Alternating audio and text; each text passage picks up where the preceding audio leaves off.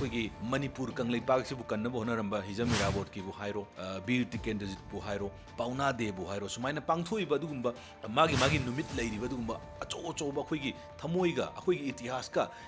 ꯌꯥꯝꯅ ꯅꯛꯅꯅ ꯂꯩꯔꯤꯕ ꯑꯗꯨꯒꯨꯝꯕ ꯅꯨꯃꯤꯠ ꯀꯌꯥꯁꯦ ꯑꯇꯣꯞꯄ ꯂꯤꯗꯔ ꯑꯃ ꯊꯣꯛꯂꯒ ꯃꯁꯤ ꯂꯩꯕ ꯌꯥꯔꯣꯏ ꯍꯥꯏꯔꯛ ꯇꯥꯔꯒꯗꯤ ꯂꯩꯔꯤꯕ ꯃꯤꯁꯤꯡꯗꯨꯅ ꯀꯔꯤ ꯐꯥꯎꯅꯤ? ꯁꯦꯈ ꯍꯁꯤꯅꯥ ꯆꯦꯟꯈ꯭ꯔ ꯃꯇꯨꯡꯗ ꯂꯩꯍꯧꯔꯤꯁꯦ ꯄ꯭ꯔꯦꯁꯤꯗꯦꯟ ꯑꯃ, ꯀꯅꯥꯅ ꯈꯜꯂꯝꯕ, ꯀꯅꯥꯅ ꯁꯦꯝꯃꯝꯕ, ꯁꯦꯈ ꯍꯁꯤꯅꯥꯅ ꯁꯦꯝꯃꯝꯕ, ꯑꯥꯔꯃꯤ ꯆꯤꯞ ꯑꯃ, ꯀꯅꯥꯅ ꯈꯜꯂꯝꯕ, ꯁꯦꯈ ꯍꯁꯤꯅꯥꯒꯤ ꯒꯚꯔꯟꯃꯦꯟꯠꯅ ꯈꯜꯂꯝꯕ. ꯑꯗꯨꯅ ꯌꯨꯅꯨꯁꯀꯤ ꯒꯚꯔꯟꯃꯦꯟꯠꯁꯤꯗ ꯆꯛ ꯊꯤꯜꯂꯛꯀꯗꯣꯏꯁꯤ ꯀꯅꯥꯅꯣ ꯍꯥꯏ ꯀꯥꯟꯗ ꯑꯥꯔꯃꯤ ꯆꯤꯞꯀ ꯄ꯭ꯔꯦꯁꯤꯗꯦꯟꯠꯒꯁꯤꯅꯦ. ꯑꯗꯨꯅ ꯄ꯭ꯔꯦꯁꯤꯗꯦꯟꯠꯁꯤ ꯂꯧꯊꯣꯛꯅꯕ ꯌꯥꯝ ꯀꯟꯅ ꯍꯣꯠꯅꯔꯤ. ꯑꯗꯨ ꯄ꯭ꯔꯦꯁꯤꯗꯦꯟꯠꯁꯤ ꯄ꯭ꯔꯞ ꯂꯧꯊꯣꯛꯄꯗꯤ ꯌꯥꯗꯕꯅ ꯃꯔꯝ ꯑꯣꯏꯔꯒ ꯃꯣꯍꯝꯃꯗ ꯌꯨꯅꯨꯁꯅ ꯇꯧꯔꯤꯕ ꯊꯕꯛꯁꯦ ꯇꯁꯦꯡꯅ ꯍꯥꯏꯔꯕꯗ ꯅꯥꯀꯜ ꯑꯃꯔꯣꯝꯗ ꯃꯥ ꯈꯛꯇꯪꯅ ꯑꯩꯈꯣꯏꯒꯤ ꯄ꯭ꯔꯥꯏꯝ ꯃꯤꯅꯤꯁꯇꯔꯁꯦ ꯄꯥꯏꯔꯒ ꯂꯩꯅꯤꯡꯉꯤꯕ꯭ꯔꯥ, ꯅꯠꯇ꯭ꯔꯒ ꯑꯩꯈꯣꯏꯒꯤ ꯑꯃꯦꯔꯤꯀꯥꯒ ꯀꯔꯤ ꯑꯔꯣꯟꯕ ꯀꯔꯤ ꯄ꯭ꯂꯥꯟ ꯁꯤꯜꯂꯤ ꯍꯥꯏꯕ ꯑꯗꯨꯒꯨꯝꯕ ꯋꯥꯐꯝ ꯀꯌꯥ ꯑꯃꯁꯨ ꯇꯣꯉꯥꯟꯕ ꯋꯦꯁꯇꯔꯟ ꯃꯤꯗꯤꯌꯥ, ꯇꯣꯉꯥꯟꯕ ꯏꯟꯗꯤꯌꯥꯒꯤ ꯃꯤꯗꯤꯌꯥ ꯂꯩꯔꯤꯕꯁꯤꯡ ꯀꯌꯥ ꯑꯃꯁꯨ ꯍꯥꯏꯅꯔꯤ.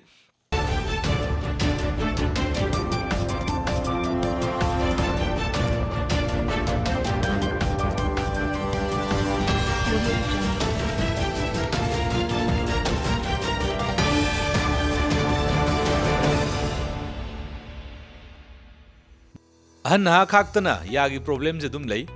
ꯑꯗꯨꯕꯨ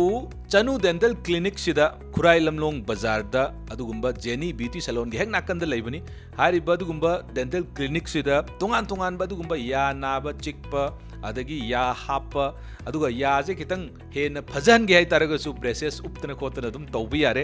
ꯑꯗꯨꯒ ꯀ꯭ꯔꯥꯎꯟ ꯎꯞꯄ, ꯑꯗꯨꯒ RCT ꯇ꯭ꯔꯤꯠꯃꯦꯟ ꯇꯣꯉꯥꯟꯕ ꯌꯥꯒꯤ ꯁ꯭ꯀꯦꯂꯤꯡ ꯇꯧꯕ, ꯌꯥ ꯍꯦꯟꯅ ꯑꯩꯈꯣꯏꯒꯤ ꯇꯔꯨ ꯇꯅꯥꯟꯅ ꯊꯝꯅꯕꯒꯤꯗꯃꯛꯇ ꯈꯨꯗꯤꯡꯃꯛꯁꯦ ꯆꯅꯨ ꯗꯦꯟꯇꯦꯜ ꯀ꯭ꯂꯤꯅꯤꯛꯇ ꯇ꯭ꯔꯤꯠꯃꯦꯟ ꯄꯤꯖꯔꯤ. ꯑꯗꯨꯒ ꯑꯩꯈꯣꯏꯒꯤ ꯌꯨꯠ ꯑꯦꯛꯁꯄ꯭ꯂꯣꯔ ꯇꯤꯚꯤꯒꯤ ꯁꯥꯏꯠꯇꯒꯤ ꯆꯪꯉꯛꯄꯅꯤ ꯂꯥꯛꯄꯅꯤ ꯍꯥꯏꯕ ꯇꯥꯔꯒꯗꯤ ꯑꯈꯟꯅꯕ ꯑꯗꯨꯒꯨꯝꯕ ꯑꯣꯐꯔ ꯊꯝꯖꯔꯤ. ꯑꯗꯨꯅ ꯑꯣꯐꯔꯁꯦ ꯂꯧꯕꯤꯍꯧ ꯑꯩꯈꯣꯏꯒꯤ ꯆꯦꯅꯦꯜꯒꯤ ꯁꯥꯏꯠꯇꯒꯤ ꯍꯥꯏꯇꯥꯔꯦ. ꯑꯩꯈꯣꯏ ꯍꯥꯏꯖꯒꯦ. ꯑꯗꯨꯒ ꯐꯣꯟ ꯅꯝꯕꯔ ꯄꯤꯖꯔꯝꯒꯦ. ꯑꯗꯨꯒ ꯑꯦꯗ꯭ꯔꯦꯁ ꯀꯥꯎꯕꯤꯔꯒꯅꯨ, ꯆꯅꯨ dental clinic, Khurai Lamlong Bazar, near Jenny beauty salon. ꯌꯨꯠ ꯑꯦꯛꯁꯄ꯭ꯂꯣꯔ ꯇꯤꯚꯤꯒꯤ ꯉꯁꯤꯒꯤ ꯚꯤꯗꯤꯑꯣ ꯑꯦꯅꯥꯂꯥꯏꯁꯤꯁꯕꯨ ꯃꯤꯠꯌꯦꯡ ꯇꯥꯕꯤꯔꯤꯕ ꯈ꯭ꯋꯥꯏ ꯄꯨꯝꯅꯃꯛꯄꯨ ꯑꯍꯥꯟꯕꯃꯛꯇꯗ ꯁꯟꯇꯣꯁ ꯁꯔꯃꯅ ꯇꯔꯥꯝꯅ ꯑꯣꯛꯆꯕꯒ ꯂꯣꯏꯅꯅ ꯅꯣꯂꯨꯛꯅ ꯈꯨꯔꯨꯝꯖꯔꯤ. ꯉꯁꯤꯒꯤ ꯚꯤꯗꯤꯑꯣꯁꯤ ꯌꯥꯝꯅ ꯃꯔꯨꯑꯣꯏꯕ ꯚꯤꯗꯤꯑꯣꯅꯤ. ꯕꯪꯒ꯭ꯂꯥꯗꯦꯁꯇ ꯊꯣꯛꯈꯤꯕ ꯈ꯭ꯔꯥꯏꯁꯤꯁ ꯍꯥꯏꯕ ꯇꯥꯔꯦ. ꯃꯗꯨꯒꯤ ꯃꯈꯥ ꯇꯥꯅ ꯆꯠꯊꯔꯛꯏꯕ ꯅꯧꯍꯧꯅꯅ ꯑꯁꯦꯡꯕꯒꯤ ꯑꯣꯏꯅꯗꯤ ꯕꯪꯒ꯭ꯂꯥꯗꯦꯁꯁꯦ ꯇꯁꯦꯡꯅ ꯏꯟꯇꯔꯤꯝ ꯒꯚꯔꯟꯃꯦꯟꯠ ꯑꯃ ꯄꯥꯜꯂꯒ ꯃꯣꯍꯝꯃꯗ ꯌꯨꯅꯨꯁꯁꯤꯅ ꯄ꯭ꯔꯥꯏꯝ ꯃꯤꯅꯤꯁꯇꯔ ꯑꯣꯏꯔꯒ ꯂꯩꯈ꯭ꯔꯕꯅꯤ. ꯑꯗꯨꯒꯤ ꯃꯇꯨꯡꯗ ꯇꯁꯦꯡꯅ ꯈꯤꯇꯪꯐꯥꯎꯗꯤ ꯇꯪꯗꯨ ꯂꯩꯇꯥꯔꯕ꯭ꯔꯥꯅ ꯈꯜꯂꯨꯕꯅꯤ. ꯑꯗꯨꯕꯨ ꯍꯧꯖꯤꯛ ꯅꯧꯍꯧꯅꯅ ꯑꯃꯨꯛ ꯏꯔꯥꯡ ꯊꯣꯛꯂꯛꯏꯁꯤꯅ ꯀꯔꯤꯒꯤꯅꯣ ꯍꯥꯏꯕ ꯃꯇꯝꯗ ꯃꯣꯍꯝꯃꯗ ꯌꯨꯅꯨꯁꯅ ꯌꯥꯗꯕ ꯃꯤꯁꯤꯡ, ꯁ꯭ꯇꯨꯗꯦꯟꯠꯁ ꯄ꯭ꯔꯣꯇꯦꯁꯇꯔꯁꯤꯡꯗꯨꯅ ꯌꯥꯗꯕ ꯃꯤꯁꯤꯡꯁꯦ ꯑꯃꯃꯝꯇ ꯑꯣꯏꯅ ꯑꯆꯧꯕ ꯃꯤ ꯑꯣꯏꯇꯥꯔꯒꯁꯨ, ꯍꯥꯏꯗꯤ ꯁꯨꯄ꯭ꯔꯤꯝ ꯀꯣꯔꯠꯀꯤ ꯆꯤꯞ ꯖꯁꯇꯤꯁ ꯂꯧꯊꯣꯛꯈ꯭ꯔꯤꯕ, ꯑꯗꯒꯤ ꯄ꯭ꯔꯥꯏꯝ ꯃꯤꯅꯤꯁꯇꯔ ꯍꯧꯖꯤꯛ ꯃꯃꯥꯡꯗ ꯑꯩꯈꯣꯏꯒꯤ ꯁꯦꯈ ꯍꯁꯤꯅꯥ ꯂꯧꯊꯣꯛꯈ꯭ꯔꯤꯕ, ꯑꯗꯨꯒ ꯁꯦꯈ ꯍꯁꯤꯅꯥꯒ ꯌꯥꯝꯅ ꯅꯛꯅꯔꯤꯕ ꯃꯤꯑꯣꯏꯁꯤꯡ ꯀꯌꯥ ꯑꯃ ꯂꯧꯊꯣꯔꯛꯄꯒꯤ ꯃꯑꯣꯡ ꯑꯃ ꯂꯥꯛꯏ. ꯍꯥꯏꯔꯤꯕ ꯑꯗꯨꯒꯨꯝꯕ ꯅꯧꯅ ꯊꯣꯛꯂꯛꯂꯤꯕ ꯏꯔꯥꯡ ꯑꯁꯤ ꯕꯪꯒ꯭ꯂꯥꯗꯦꯁꯀꯤ ꯄ꯭ꯔꯦꯁꯤꯗꯦꯟꯠ ꯃꯣꯍꯝꯃꯗ ꯁꯥꯍꯥꯕꯨꯗꯤꯟ ꯍꯥꯏꯔꯤꯕ ꯑꯗꯨꯒꯨꯝꯕ ꯃꯤꯁꯛꯁꯦ ꯃꯁꯤ ꯂꯧꯊꯣꯛꯀꯦ ꯍꯥꯏꯕꯒꯤ ꯑꯗꯨꯒꯨꯝꯕ ꯋꯥꯐꯝꯅꯤ. ꯀꯔꯤꯒꯤꯗꯃꯛꯇ ꯂꯧꯊꯣꯛꯀꯗꯣꯏꯅꯣ ꯁꯤꯅꯤ ꯑꯍꯥꯟꯕꯗ ꯔꯤꯖꯟꯁꯦ, ꯃꯔꯝꯁꯤ ꯀꯔꯤꯒꯤꯅꯣ ꯁꯤꯅꯤ. PM ꯁꯦꯈ ꯍꯁꯤꯅꯥꯅ ꯕꯪꯒ꯭ꯂꯥꯗꯦꯁꯇꯒꯤ ꯍꯥꯏꯇꯥꯔꯦ, ꯃꯥꯅ PMꯒꯤ ꯐꯝ ꯊꯥꯗꯣꯛꯑꯝꯃꯒ ꯆꯦꯟꯈꯤꯕ ꯃꯇꯝꯗ ꯄ꯭ꯔꯦꯁꯤꯗꯦꯟꯠꯇ ꯀꯔꯤꯅꯣꯃ ꯄꯤꯔꯝꯒꯗꯧꯅꯤ, ꯍꯥꯏꯗꯤ ꯔꯦꯖꯤꯒꯅꯦꯁꯟ ꯂꯦꯇꯔ ꯑꯃ, ꯗꯣꯀꯨꯃꯦꯟꯇꯦꯁꯟ ꯑꯃ ꯊꯝꯃꯝꯒꯗꯧꯅꯦ. ꯑꯗꯣ ꯇꯁꯦꯡꯅ ꯃꯃꯥꯡꯗ ꯐꯝ ꯊꯥꯗꯣꯛꯑꯝꯗꯥꯏ ꯄ꯭ꯔꯥꯏꯝ ꯃꯤꯅꯤꯁꯇꯔ ꯁꯦꯈ ꯍꯁꯤꯅꯥ ꯆꯦꯜꯂꯝꯗꯥꯏꯗꯨꯗꯗꯤ ꯁꯨꯃꯥꯏꯅ ꯊꯝꯃꯝꯃꯤ ꯍꯥꯏꯕꯒꯤ ꯋꯥꯐꯝ ꯂꯩꯈ꯭ꯔꯕ ꯄꯣꯠꯅꯦ. ꯑꯗꯨꯕꯨ ꯍꯧꯖꯤꯛꯇ ꯊꯤꯅꯔꯨꯕ ꯃꯇꯝꯁꯤꯗ ꯀꯔꯤ ꯍꯥꯏꯒꯦ ꯃꯇꯝꯗ ꯄ꯭ꯔꯦꯁꯤꯗꯦꯟꯠꯁꯤꯅ ꯑꯗꯨꯒꯤ ꯄꯣꯠꯇꯨꯃꯗꯤ ꯗꯣꯀꯨꯃꯦꯟꯇꯦꯁꯟꯗꯨꯃ ꯄꯦꯄꯔꯗꯨꯃ ꯑꯩꯉꯣꯟꯗ ꯄꯤꯁꯜꯂꯝꯗꯦ ꯁꯤꯅꯦꯕ ꯇꯧꯔꯛꯏꯁꯦ.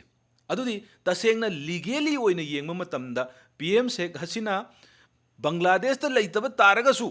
ꯍꯧꯖꯤꯛ ꯐꯥꯎꯁꯦ ꯃꯥꯁꯦ ꯑꯁꯦꯡꯕꯒꯤ ꯄ꯭ꯔꯥꯏꯝ ꯃꯤꯅꯤꯁꯇꯔ ꯑꯣꯏꯔꯒ ꯂꯩꯕꯒꯤ ꯃꯑꯣꯡꯅꯦ. ꯀꯔꯤꯒꯤꯅꯣ ꯃꯇꯝꯗ ꯃꯥ ꯑꯩ ꯔꯤꯖꯥꯏꯟ ꯇꯧꯔꯦ ꯍꯥꯏꯕꯒꯤ ꯆꯦꯁꯦ ꯂꯩꯇꯦ ꯁꯤꯅꯤ. ꯁꯤꯒꯤ ꯃꯇꯥꯡꯁꯤꯗꯅꯤꯀꯣ ꯌꯥꯝꯅ ꯑꯩꯈꯣꯏꯒꯤ ꯁ꯭ꯇꯨꯗꯦꯟꯠ ꯄ꯭ꯔꯣꯇꯦꯁꯇꯔꯁꯤꯡꯁꯤꯅ ꯍꯦꯛ ꯇꯥꯔꯛꯄ ꯃꯇꯝꯗ, ꯑꯃꯗꯤ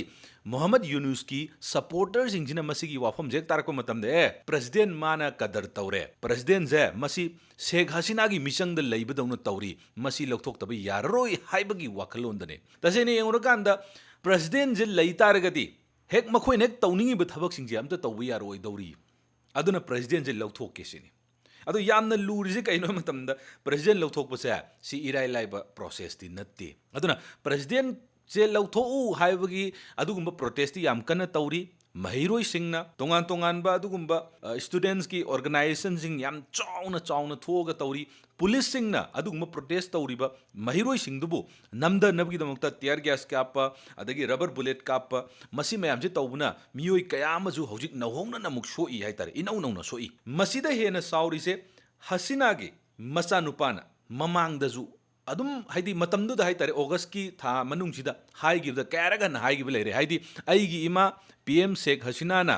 ꯔꯤꯖꯥꯏꯟ ꯁꯨꯛꯇꯧ ꯇꯧꯔꯝꯗꯦ ꯍꯧꯖꯤꯛꯁꯨ ꯄ꯭ꯔꯥꯏꯝ ꯃꯤꯅꯤꯁꯇꯔ ꯑꯣꯏꯔꯤꯁꯤꯅꯦ ꯁꯤꯗꯅꯤ ꯌꯥꯝ ꯄ꯭ꯔꯣꯛ ꯄ꯭ꯔꯣꯛ ꯆꯥꯏꯁꯦ ꯌꯨꯅꯨꯁꯀꯤ ꯁꯄꯣꯔꯇꯔ ꯑꯃꯗꯤ ꯍꯧꯖꯤꯛ ꯑꯩꯈꯣꯏꯒꯤ ꯄ꯭ꯔꯥꯏꯝ ꯃꯤꯅꯤꯁꯇꯔ ꯑꯣꯏꯔꯤꯕ ꯏꯟꯇꯔꯤꯝ ꯒꯚꯔꯟꯃꯦꯟꯠ ꯍꯥꯏꯗꯤ ꯚꯣꯠ ꯁꯨꯛꯇꯧ ꯇꯧꯗꯅꯤꯀꯣ ꯃꯥꯅ ꯄ꯭ꯔꯥꯏꯝ ꯃꯤꯅꯤꯁꯇꯔ ꯑꯣꯏꯔꯤꯁꯦ ꯌꯨꯅꯨꯁꯁꯦ ꯃꯣꯍꯝꯃꯗ ꯌꯨꯅꯨꯁꯁꯦ ꯑꯗꯨꯅ ꯑꯗꯨꯃꯥꯏꯅ ꯇꯧꯗꯅ ꯉꯁꯥꯏꯒꯤ ꯔꯤꯖꯥꯏꯟ ꯁꯨꯛꯇꯧ ꯇꯧꯈꯤꯗꯦ ꯑꯗꯨꯅ ꯍꯧꯖꯤꯛꯁꯨ ꯄ꯭ꯔꯥꯏꯝ ꯃꯤꯅꯤꯁꯇꯔꯁꯦ ꯕꯪꯒ꯭ꯂꯥꯗꯦꯁꯀꯤ ꯑꯩꯈꯣꯏꯒꯤ ꯁꯦꯈ ꯍꯁꯤꯅꯥꯅꯤ ꯍꯥꯏꯗꯅ ꯃꯥꯒꯤ ꯃꯆꯥꯅꯨꯄꯥꯁꯤꯅ ꯌꯥꯝ ꯄꯣꯡꯅ ꯍꯦꯛ ꯍꯥꯏ ꯁꯤꯗꯅꯤ ꯃꯤ ꯃꯌꯥꯝꯁꯦ ꯄ꯭ꯔꯣꯛ ꯆꯥꯏꯁꯦ ꯑꯗꯨꯅ ꯃꯈꯥ ꯇꯥꯅ ꯀꯔꯤꯃꯨꯛ ꯍꯥꯏꯒꯦ ꯃꯇꯝꯗ ꯃꯔꯛꯁꯤꯗ ꯑꯃꯨꯛ ꯄ꯭ꯔꯦꯁꯤꯗꯦꯟꯠ ꯁꯍꯥꯕꯨꯗꯤꯟꯁꯤꯅ ꯆꯤꯟ ꯊꯤꯔꯤꯅꯤ ꯍꯥꯏꯕꯒꯤ ꯃꯑꯣꯡꯗꯨꯅꯤ ꯍꯥꯏꯗꯤ ꯉꯁꯥꯏꯒꯤ ꯏꯟꯇꯔꯤꯝ ꯄ꯭ꯔꯥꯏꯝ ꯃꯤꯅꯤꯁꯇꯔ ꯌꯨꯅꯨꯁꯁꯨ ꯊꯕꯛ ꯏꯄꯥꯏ ꯄꯥꯏꯈꯠꯇꯦ ꯍꯥꯏꯇꯥꯔꯦ ꯀꯩꯒꯤꯅꯣ ꯃꯇꯝꯗ ꯐꯔꯦ ꯄ꯭ꯔꯥꯏꯝ ꯃꯤꯅꯤꯁꯇꯔ ꯁꯦꯈ ꯍꯁꯤꯅꯥ ꯆꯦꯟꯈ꯭ꯔꯦ ꯑꯗꯨꯒꯤ ꯃꯇꯨꯡꯗ ꯁ꯭ꯇꯨꯗꯦꯟꯠꯁꯤꯡꯅ ꯄ꯭ꯔꯣꯇꯦꯁ ꯇꯧꯔꯤꯕ ꯑꯗꯨꯒꯨꯝꯕ ꯃꯤꯑꯣꯏꯁꯤꯡꯅ ꯌꯥꯔꯤꯕ ꯑꯗꯨꯒꯨꯝꯕ ꯃꯤꯑꯣꯏ ꯃꯣꯍꯝꯃꯗ ꯌꯨꯅꯨꯁ ꯄ꯭ꯔꯥꯏꯝ ꯃꯤꯅꯤꯁꯇꯔ ꯍꯥꯞꯄꯦ ꯑꯗꯨꯒꯤ ꯃꯇꯨꯡꯗ ꯕꯪꯒ꯭ꯂꯥꯗꯦꯁꯁꯤꯗ ꯑꯑꯣꯟꯕ ꯑꯃ ꯔꯤꯐꯣꯔꯝ ꯑꯑꯣꯟꯕ ꯑꯃ ꯄꯨꯔꯛꯀꯗ꯭ꯔꯥꯅ ꯃꯌꯥꯝꯁꯦ ꯂꯣꯏ ꯂꯩꯅꯩ ꯑꯗꯨꯕꯨ ꯍꯧꯖꯤꯛ ꯐꯥꯎꯕ ꯔꯤꯐꯣꯔꯝ ꯀꯩꯝꯇ ꯇꯧꯔꯛꯇꯦ ꯇꯁꯦꯡꯅ ꯌꯦꯡꯉꯨꯀꯥꯟꯗ ꯚꯣꯠ ꯇꯧꯕꯒꯤ ꯄ꯭ꯔꯣꯁꯦꯁ ꯑꯃꯠꯇ ꯂꯩꯇꯦ ꯑꯗꯒꯤ ꯚꯣꯠ ꯇꯧꯗꯅ ꯈꯟꯕ ꯃꯤꯁꯛꯅꯤꯅ ꯃꯥꯅ ꯃꯅꯨꯡꯗ ꯀꯔꯤ ꯀꯣꯛꯇ ꯀꯔꯤ ꯈꯜꯂꯤꯒꯦ ꯌꯨꯅꯨꯁꯅ ꯀꯔꯤ ꯈꯜꯂꯤꯒꯦꯁꯦ ꯃꯁꯤ ꯇꯣꯉꯥꯟ ꯇꯣꯉꯥꯟꯕ ꯄꯣꯂꯤꯇꯤꯀꯦꯜ ꯄꯥꯔꯇꯤꯁꯤꯡ ꯃꯔꯨꯑꯣꯏꯅ ꯕꯪꯒ꯭ꯂꯥꯗꯦꯁ ꯅꯦꯁꯅꯦꯂꯤꯁ ꯄꯥꯔꯇꯤꯗꯤ ꯃꯁꯤ ꯄ꯭ꯔꯣꯇꯦꯁ ꯇꯧꯕ ꯍꯧꯔꯦ ꯏꯟꯇꯔꯤꯝ ꯒꯚꯔꯟꯃꯦꯟꯠ ꯁꯦꯝꯃꯦ ꯕꯪꯒ꯭ꯂꯥꯗꯦꯁꯀꯤ ꯄ꯭ꯔꯥꯏꯝ ꯃꯤꯅꯤꯁꯇꯔ ꯑꯅꯧꯕ ꯈꯜꯂꯦ ꯑꯗꯨꯕꯨ ꯚꯣꯠ ꯇꯧꯔꯒ ꯈꯟꯕꯗꯤ ꯅꯠꯇꯦ ꯑꯗꯣ ꯍꯧꯖꯤꯛ ꯚꯣꯠ ꯇꯧꯕꯗꯤ ꯀꯔꯤ ꯀꯥꯏ ꯍꯥꯏꯗꯅ ꯍꯥꯟꯅꯒꯤ ꯑꯋꯥꯃꯤ ꯂꯤꯒꯀꯤ ꯑꯗꯨꯒꯨꯝꯕ ꯄ꯭ꯔꯥꯏꯝ ꯃꯤꯅꯤꯁꯇꯔ ꯄꯥꯏꯔꯝꯃꯤꯕ PM ꯁꯦꯈ ꯍꯁꯤꯅꯥ ꯆꯦꯟꯈ꯭ꯔꯕ ꯃꯇꯨꯡꯗ ꯃꯈꯣꯏꯒ ꯌꯥꯝꯅ ꯌꯥꯅꯔꯝꯗꯕ BNP ꯍꯥꯏꯗꯅ ꯕꯪꯒ꯭ꯂꯥꯗꯦꯁ ꯅꯦꯁꯅꯦꯂꯤꯁ ꯄꯥꯔꯇꯤ ꯍꯥꯏꯔꯤꯕꯁꯤꯒꯤꯅ ꯃꯈꯣꯏꯁꯦ ꯑꯃꯨꯛ ꯄ꯭ꯔꯣꯇꯦꯁ ꯇꯧꯕ ꯍꯧꯔꯦ ꯍꯥꯏꯇꯥꯔꯦ ꯃꯈꯣꯏ ꯃꯅꯨꯡꯗꯅꯤꯀꯣ ꯑꯃꯨꯛ ꯄ꯭ꯔꯣꯇꯦꯁ ꯑꯃꯨꯛ ꯇꯧꯅꯔꯛꯏꯁꯦ ꯑꯉꯛꯄ ꯑꯃꯅ ꯕꯪꯒ꯭ꯂꯥꯗꯦꯁꯀꯤ ꯑꯥꯔꯃꯤꯅ ꯀꯔꯤ ꯍꯥꯏꯒꯦ ꯃꯇꯝꯗ ꯃꯣꯍꯝꯃꯗ ꯌꯨꯅꯨꯁ ꯄ꯭ꯔꯥꯏꯝ ꯃꯤꯅꯤꯁꯇꯔ ꯅꯍꯥꯛꯅ ꯍꯧꯖꯤꯛ ꯕꯪꯒ꯭ꯂꯥꯗꯦꯁꯀꯤ ꯄ꯭ꯔꯥꯏꯝ ꯃꯤꯅꯤꯁꯇꯔ ꯑꯣꯏꯖꯕ ꯇꯥꯔꯒꯁꯨ ꯚꯣꯠꯁꯦ ꯊꯥ 19ꯒꯤ ꯃꯅꯨꯡꯗ ꯇꯧꯗꯕ ꯌꯥꯔꯣꯏꯁꯦ ꯑꯗꯣ ꯁꯤꯗ ꯑꯃꯨꯛ ꯍꯥꯏꯅꯤꯡꯉꯤꯁꯤꯅ ꯑꯣꯒꯁꯀꯤ ꯃꯇꯨꯡꯗ ꯑꯣꯒꯁꯇꯒꯤ ꯄꯥꯏꯈꯠꯂꯛꯄꯅꯤ ꯊꯥ 19 ꯚꯣꯠ ꯇꯧꯗꯅ ꯄ꯭ꯔꯥꯏꯝ ꯃꯤꯅꯤꯁꯇꯔ ꯑꯣꯏꯔꯒ ꯂꯩꯕ ꯍꯥꯏꯕꯁꯦ ꯁꯤꯃꯗꯤ ꯅꯤꯌꯣꯝꯗꯗꯤ ꯇꯁꯦꯡꯅ ꯌꯦꯡꯉꯨ ꯇꯥꯔꯒꯗꯤ ꯀꯥꯡꯂꯣꯟ ꯆꯨꯝꯕ ꯈꯔ ꯋꯥꯠꯂꯤ ꯀꯔꯤꯒꯤꯅꯣ ꯃꯇꯝꯗ ꯏꯟꯇꯔꯤꯝ ꯒꯚꯔꯟꯃꯦꯟꯠ ꯑꯃ ꯁꯦꯝꯕ ꯒꯥꯏꯁꯦ ꯕꯪꯒ꯭ꯂꯥꯗꯦꯁꯀꯤ ꯀꯣꯟꯁꯇꯤꯇ꯭ꯌꯨꯁꯟꯗ ꯁꯨꯛꯌꯥꯎ ꯌꯥꯎꯗꯦ ꯑꯗꯨꯅ ꯃꯁꯤꯗ ꯌꯨꯅꯨꯁꯅ ꯑꯑꯣꯟꯕ ꯄꯨꯔꯛꯅꯕ ꯋꯥꯗꯤ ꯌꯥꯝ ꯉꯥꯡꯕ ꯃꯄꯥꯟ ꯊꯣꯡꯗꯗꯤ ꯑꯗꯨꯒ ꯔꯤꯐꯣꯔꯝ ꯀꯌꯥ ꯑꯃ ꯄꯨꯔꯛꯀꯦ ꯒꯥꯟꯗꯤ ꯍꯥꯏꯕ ꯑꯗꯨꯕꯨ ꯗꯦꯃꯣꯀ꯭ꯔꯦꯁꯤꯒꯤ ꯈ꯭ꯋꯥꯏꯗꯒꯤ ꯃꯔꯨ ꯑꯣꯏꯔꯤꯕ ꯏꯂꯦꯛꯁꯟ ꯇꯧꯁꯤ ꯍꯥꯏꯕ ꯋꯥꯈꯜꯂꯣꯟꯁꯤꯃꯗꯤ ꯃꯥ ꯈꯤꯇꯪ ꯂꯥꯞꯅ ꯊꯝꯕꯗꯧꯅ ꯈꯜꯂꯤ ꯁꯤꯒꯤ ꯃꯇꯥꯡꯁꯤꯗꯅꯤ ꯃꯥꯕꯨ ꯁꯄꯣꯔꯠ ꯇꯧꯔꯤꯕ ꯀꯥꯡꯕꯨ ꯑꯃꯗꯤ ꯃꯥꯒꯤ ꯁꯄꯣꯔꯠ ꯇꯧꯔꯤꯕ ꯀꯥꯡꯕꯨ ꯐꯥꯎꯗ ꯈꯤꯇꯪ ꯍꯥꯏꯅꯕ ꯍꯧꯔꯦ ꯑꯗꯨꯒꯤ ꯅꯠꯇꯕ ꯑꯇꯣꯞꯄ political party Bangladesh nationalist party ꯍꯣꯏꯒꯨꯝꯕꯅ ꯑꯃꯨꯛ ꯀꯩꯗꯧꯔꯛꯀꯦ ꯃꯇꯝꯗ ꯌꯨꯅꯨꯁꯅ ꯇꯧꯔꯤꯕ ꯄꯣꯠꯁꯦ ꯌꯥꯅꯤꯡꯗꯦ ꯚꯣꯠꯁꯦ ꯌꯥꯝ ꯊꯨꯅ ꯇꯧꯔꯒ ꯑꯁꯦꯡꯕ ꯂꯩꯉꯥꯛ ꯑꯃ ꯑꯁꯦꯡꯕ ꯄ꯭ꯔꯥꯏꯝ ꯃꯤꯅꯤꯁꯇꯔ ꯑꯃ ꯁꯦꯝꯖꯤ ꯍꯥꯏꯕꯒꯤ ꯑꯗꯨꯒꯨꯝꯕ ꯄ꯭ꯔꯣꯇꯦꯁ ꯀꯌꯥ ꯑꯃꯁꯨ ꯆꯠꯊꯔꯤ ꯁꯨꯃꯥꯏꯅ ꯂꯥꯛꯄ ꯃꯇꯝꯗ ꯌꯨꯅꯨꯁꯀꯤ ꯄꯥꯎꯈꯨꯝꯁꯤ ꯀꯩꯅꯣ ꯃꯇꯝꯗ ꯌꯨꯅꯨꯁ ꯅꯪꯅ ꯚꯣꯠ ꯇꯧꯗꯅ ꯊꯝꯃꯤꯁꯤ ꯀꯩꯒꯤꯅꯣ ꯍꯥꯏꯕ ꯃꯇꯝꯗ ꯌꯨꯅꯨꯁꯀꯤ ꯄꯥꯎꯈꯨꯝ ꯌꯥꯝ ꯐꯖꯩꯌꯦꯕ ꯀꯔꯤꯅ ꯍꯥꯏꯒꯦ ꯃꯇꯝꯗ ꯚꯣꯠ ꯇꯁꯦꯡꯅ ꯇꯧꯒꯦ ꯇꯥꯔꯒꯗꯤ ꯏꯂꯦꯛꯁꯟ ꯀꯃꯤꯁꯟ ꯍꯥꯟꯅ ꯁꯦꯝꯗꯣꯛꯀꯗꯕꯅꯤ ꯁꯤꯅꯤ ꯑꯩꯈꯣꯏꯒꯤ ꯏꯟꯗꯤꯌꯥꯒꯤ ꯏꯂꯦꯛꯁꯟ ꯀꯃꯤꯁꯟ ꯑꯣꯐ ꯏꯟꯗꯤꯌꯥ ꯒꯥꯏꯅ ꯂꯩꯔꯤꯁꯦ ꯁꯨꯃꯥꯏꯅ ꯕꯪꯒ꯭ꯂꯥꯗꯦꯁꯀꯤꯁꯨ ꯏꯂꯦꯛꯁꯟ ꯀꯃꯤꯁꯟ ꯂꯩ ꯑꯗꯨꯅ ꯄꯨꯝꯅꯃꯛ ꯗꯤꯄꯥꯔꯠꯃꯦꯟꯠ ꯈꯨꯗꯤꯡꯃꯛ ꯏꯟꯁꯇꯤꯇ꯭ꯌꯨꯠ ꯈꯨꯗꯤꯡꯃꯛꯁꯦ ꯃꯁꯤ ꯂꯣꯏꯅ ꯃꯣꯠꯂꯦ ꯑꯗꯨꯅ ꯃꯁꯤ ꯁꯦꯝꯗꯣꯛꯇꯕ ꯌꯥꯔꯣꯏ ꯚꯣꯇꯔꯁꯀꯤ ꯂꯤꯁꯠ इलेक्शन वोट तौगे तारगदी वोटर्स की लिस्ट तो अपडेट तौगदबनी अदु मतुंगदा तोंगान तोंगानबा पॉलिटिकल रिफॉर्म कयामा राजनीति अवोनबा कयामा पुरकदबनी सी मयामजे लोरगा वोट तौगदबनी सिनी अदु तसेंगना सीगी अवोनबा मयामजे तौबा ngai lei तारगदी सही अनि नत्रगा अहुमदी चंगने सही अनि हुम चंगदबा अदुदी मा अदुम वोट तौद्रि फावबा अदुम अखोइगी प्राइम मिनिस्टर दो ओइरगा लेगे हाइबा वाखलोनजिमा यूनुस की याम चाउना लेरी अदुना मखाताना मसिदैसदा बांग्लादेश से अखोइना येंकांदा बांग्लादेश से पूरा तुमगिबदी नते बांग्लादेश ता हौजी हौजिकसु तोंगान तोंगान इंस्टीट्यूशन तोंगान तोंगान बा डिपार्टमेंट तोंगान तोंगान बा कंपनी कया अमा दुम रन तौरी अदुना वोट से तसेंगना तौगे तारगदी अदुम वोट तौबा याय मोहम्मद यूनुस न तौरिबा थबक से तसेंगना हायरबदा नाकल अमरोमदा मा खक्तंगना अखोइगी प्राइम मिनिस्टर से पायरगा लेनिंगिब्रा नत्रगा अखोइगी अमेरिका गा करी करी अरोनबा करी करी प्लान सिल्ली हाइबा अदुगुम्बा वाफम कयामसु तोंगान तोंगान बा वेस्टर्न मीडिया तोंगान तोंगान बा इंडिया गी मीडिया लेरिबा सिंग कयामसु हाइनरी अदुगा अतोप अमरोमदा अखोइगी जामते इस्लामी हारिबा ग्रुप सिना बांग्लादेश की मिंग चेंज तौनब तौरी तंजासिदा बांग्लादेश हैना हारिबा ममिंग कंट्री की ममिंग जे मसी ओंथोकनब होनरी अदगी मुक बांग्लादेश की नेशनल एंथेम मखोइगी नेशनल एंथेम जाति की इशई लेरिबसे मसी ओंथोकनब होनरी सुमाइना तौरक मतम सिदबुदी मोहम्मद यूनुस ना मदु तौब यारोय बांग्लादेश हाइबा लमजे बांग्लादेश हाइना दुम ममिंग थोनगनी बांग्लादेश एक सेमकपदगी 1971 दगी सेमखिबदगी लेरैबा अदुगुम्बा मागी नेशनल एंथेम दुदी दुम लेगनी हाइबा अदुगुम्बा अचेतपा अदुगुम्बा मागी फिरेब कयामदि लेरी मसीगी फिरेब सिंग उरुबदबुदी महाकसे अदुम तोंगा तोंगा मीडिया सिंग ना माजे अदुम फैयेदी हाइबा अदुगा तसेंगना वोट तौरो वोट होजिबौ तौद्रिबा करिगिनो एक हाइरु कांदना मदुगी मतंग दुमा आदि निंगथौबु ओइ तारगदी अदुम ओइनिंगबगी फिबम दुम लेरी हाइतारे सिमा याम चाउना लेरी अदुगा यूनुसना तौब थबक सिंगदा खितंग मयामना खितंग चिंगनाबा यानिंगदबा म ओइरिसि कैनो हाइ मतमदा बांग्लादेश सिबु सेमकिबा फाउंडिंग फादर ऑफ बांग्लादेश हैना हाइनजु खंगनरिबा शेख मुजिबुर रहमान शेख हसीनागी मपाजा सिगी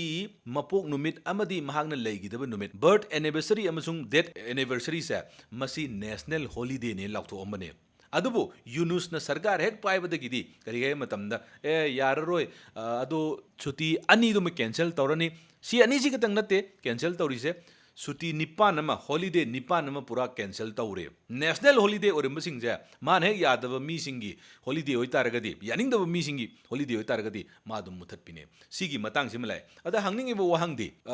नेशनल अखोइगी फादर ऑफ द नेशन हायरगा अखोइ इंडिया की कॉन्स्टिट्यूशनली लेता तारगसु गांधी ने नदुम हाइने 2 अक्टोबर थम्मी मणिपुर तोंगान तोंगान बदुगुम्बा अफाव अफाव मियोसिंग अखोइगी मणिपुर कंगलेपाक सिबु कन्नब होनरंबा हिजम इराबोट की बु हाइरो बीर टिकेंद्रजित बु हाइरो पाउना दे बु हाइरो सुमाइना पांगथोइ बदुगुम्बा मागी मागी नुमित लेरि बदुगुम्बा अचो अचो अखोइगी थमोइगा अखोइगी इतिहास का यामना नगना लेरिबदुगुम्बा नुमित कयासे अतोप लीडर अम थोलग ए मसी लेबे यारो हरक तारगदी लेरिबा मी सिंगदुना करी फाउनी अदुगी वखलोन दुनी हजिक यूनुसना तौरिसि कैनो मतमदा माने यानिंगदबा मी सिंगे अदुगुम्बा हॉलिडे सेलिब्रेट तौ मतमदा ए अदुगी शेख मुजिबुर रहमान गी अदुगुम्बा हॉलिडे दो मदु थमगनु गायना कैंसिल तौरे मसीगी मतंगददी खितंग महाकसे डेमोक्रेटिक ओइदब्रा नत्रगा मागी वखलोन दो खितंग लिबरल ओइदब्रा हाइबगी अदुगुम्बा वहंग कयामा वेस्टर्न मीडिया अमदी अखोइगी इंडिया की नेशनल मीडिया प्लस बांग्लादेश की अदुगुम्बा न्यूज़ जगी रिपोर्टर सिंग रिपोर्ट कयामसु मसीगी मतंगदा हाइनदुना लेरी असुमना येंगा कांसिदा अखोइगी यामना मरुओइना मुक्नरकदोरिबा ngसाइगी प्रेसिडेंट गा मुक्नगी बदु खतंग नत्तना आर्मी चीफ का यूनुस की गवर्नमेंट जिगा हौजी हौजी पालिबो गवर्नमेंट जिगा मुक्नरकपगी मोंग अम लेरी हाइतारे आर्मी की चीफ का स्टूडेंट लीडर्स की सपोर्टर सिंगा साउनबगी पाउ कया अमसु लेरी सिना नाकन अमगी वारिनी करिगुम्बा हौजिक लेहौरिसे तसेंगना अमतंग निंजंगजे शेख हसीना चेनग्र मतुंगदा लेहौरिसे प्रेसिडेंट अमा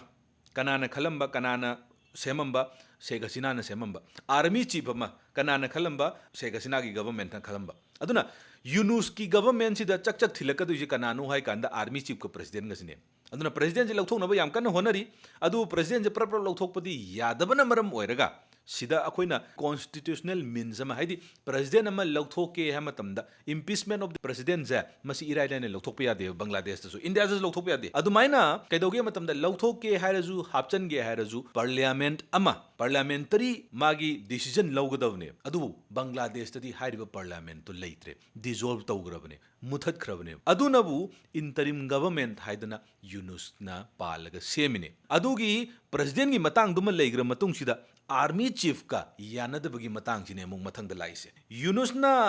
हाइबदी चही मंगा तरुक से मान हाइजियों को या मुगना निको मा हाइजे चही मंगा तरुक ती आई अदुम पानगनी सिने अदुगा आर्मी चीफ नमु करी हाइरी था तरा निपान खतंग ने नंगोंद पीरिसे ओनली 18 मंथ्स विदिन 18 मंथ्स की मनुंगदा नंग वोट तौगदौनी अदुगा बांग्लादेश सिदा असेंगबा लेंगागमा वोट तौर मतुंगदा इलेक्शन तौर मतुंगदा तसेंगना मियामना पाम्बा दुगुम्बा मी मखलगा मियामगी शासन थमगदौनी हाइबगी मओंगसि मयाम कन्ना हाइरी सिगी मतंगसिनी को याम फजना अखोइ मुगना रइसे अदुना सोशल मीडिया अदगी बांग्लादेश की न्यूज़पेपर कयादा आर्मी चीफ से लौथोखिबा यानसु लई हाइदना कयाम हाइनरी अदु तारगदी यूनुस न पामदबा यौको यूनुस न पामदबा मीसिंग यूनुस गवर्नमेंट न पामदबा मीसिंग के अममम तोइना लौथोरपगी मोंग अमा हाइफेट उरी तोंगान तोंगान मीडिया सिंगी रिपोर्ट सिंगदा एनालाइज तौजबा मतमदा अदुई मतुंगदा आर्मी चीफ लौथोकेजु ngasai president na lauthoktradi yade tasengna yongko sida yam maru oise army chief je lauthok ke targa president na lauthok te yade aduna president ga army chief kadi yam yanari ba manungda targa di president na army chief tu di lausu lauthoro eba aduna ahan mada kari han lauthok tare president jan lauthok ki tare sine adu mu yam lurisi keno matamda president je lauthokra matungda akhoi Muhammad Yunus na yaba president ama khan bai ja masi vote tawdri phodi mu yaroi duine kaigino matamda parliament sem da taragadi हाइदी MP मैम तो लेते तारगदी कमदौना parliament मिफम फमगनी कमदौना indirect election तौरगा वोट तौर मतुंगदा कमदौना अखोइगी प्रेसिडेंट जो खनगनी सिने सिगी चरक चहिंग नाइब मैम सिने ngasi gi khoina nainajari je ngasai gi yamna maru oina अखोइगी बांग्लादेश की प्रेसिडेंट से तसेंगना मसी लौथोक केना स्टूडेंट सिंगसिना दब सब तौरगा अदगी ngasai gi फोर्सफुली लौथोखिबा तारगसु इलेक्शन न तसेंगना तौरगा खंदब यादे अदुगी इलेक्शन दुनी अखोइगी 12 अमेंडमेंट मखोइगी हानिको इंडिया कॉन्स्टिट्यूशन नते बांग्लादेश की कॉन्स्टिट्यूशन की 12 अमेंडमेंट आर्टिकल 48 सिदा मसिदैसदा प्रेसिडेंट की इलेक्शन तौरगा खनगदबनी अदुना मसिगी प्रोसेस यामना सांगी यारिबा मखै करी तौसिगे हाय मतमदा लैरिबा बांग्लादेश की क्राइसिस से तसेंगना येंगुनु कांदा बांग्लादेश से दुम खरा तसेंगना यौरमदबा फेल स्टेट एना डायरेक्ट डिस्क्राइब तौबा यारमदबा पोतो हौजिक्ति डिस्क्राइब तब यारकपगी फिवम लाकतौरे कईनो मतमदा प्राइम मिनिस्टर यूनुसना मियामना पांब थबकसिंग अदुगा ngसाइगी लैमिन्नरिबा सरकार पानमिन्नगदोरिबा आर्मी चीफ पु हाइरो प्रेसिडेंट बु हाइरो लैरिबा सिंगजिगा यानबम चंगे यानद तारगदी हौजिक माना प्राइम मिनिस्टर ओइरगा ला मतुंगसिदा माना पामदबा थबकसिंग खुदिमक अमदा तौहनदबगा हाइबदुदी खितंग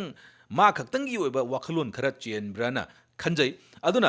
मतुंगदा करी लाकदगे अमदी आर्मी चीफ करीगुंबा लौथोकपा ngamgadra president je tasengna लौथोखि तारगदी kana amu president oirakpa yai haibado mathangi video da amu puduna lakchage ngasi gi damakta di video akoi hobudagina loifabu yengbiribu sing aduga marakta yengamba kangbu zuai tare